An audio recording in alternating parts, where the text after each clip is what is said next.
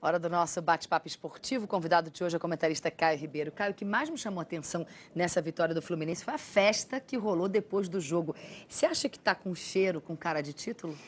Eu acho que ainda tem muito campeonato, Cris, mas essa relação dos jogadores com a torcida e essa vibração depois da partida, acho que credenciam o Fluminense como um dos postulantes. Além de toda essa vibração, tem esse argentino Conca que tá, mesmo quando ele não é brilhante, ele continua sendo decisivo. A gente viu aí, né? A gente acompanha os jogadores festejando junto com a equipe técnica, também os torcedores, né? Isso é muito bacana. Mesmo na derrota, quando o Fluminense joga fora de casa e andou tropeçando, os torcedores foram ao aeroporto receber os jogadores, manifestar esse apoio.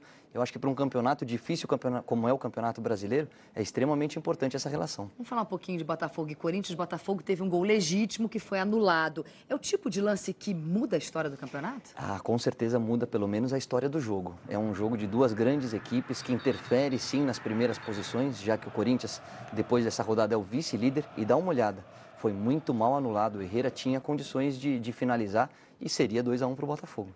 Erro do árbitro. Agora, o técnico do Flamengo, depois do empate de ontem, ele disse que não pode ser cobrado porque não joga e não faz gol contra. Quer dizer, um recado para o Jean. O Jean hoje deu uma resposta para o treinador. Antes da gente comentar, vamos dar uma olhadinha na resposta dele. Vamos ver.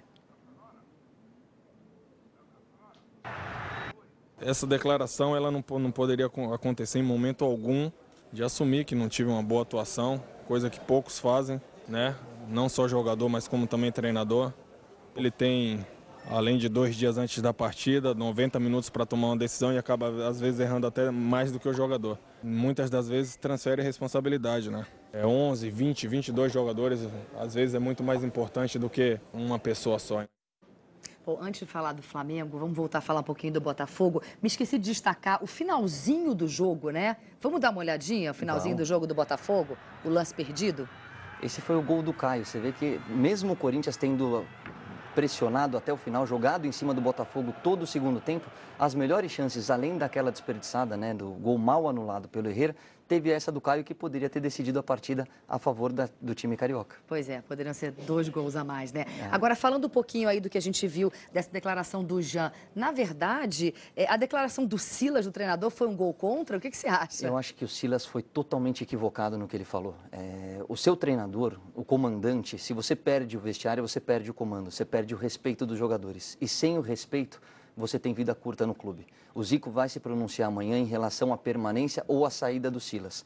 Ganhar ou perder faz parte do esporte. O que você não pode é expor os jogadores da maneira como o Silas os expôs. O Zico até já chegou a dizer que não sabe se o Silas estará amanhã ou não, né? Não tem uma história dessa? Eu acho que os resultados do Flamengo são muito ruins. O Flamengo realmente vive uma fase turbulenta, a torcida está cobrando, os jogadores estão se matando dentro de campo, estão dando o seu melhor, mas as coisas não estão dando certo. Nesse momento é hora de dar as mãos e todo mundo remar para o mesmo lugar. Não pode o treinador dar uma declaração como ele deu, expondo o Jean. Lógico.